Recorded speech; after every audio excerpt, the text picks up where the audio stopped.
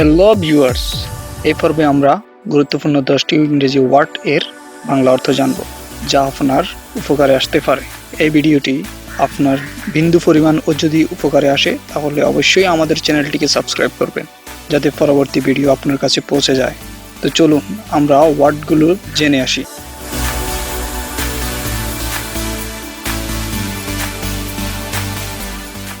Jab, খোঁচানো। জেবার, বকবক করা। Jack, জন নামক ব্যক্তির ডাকনাম।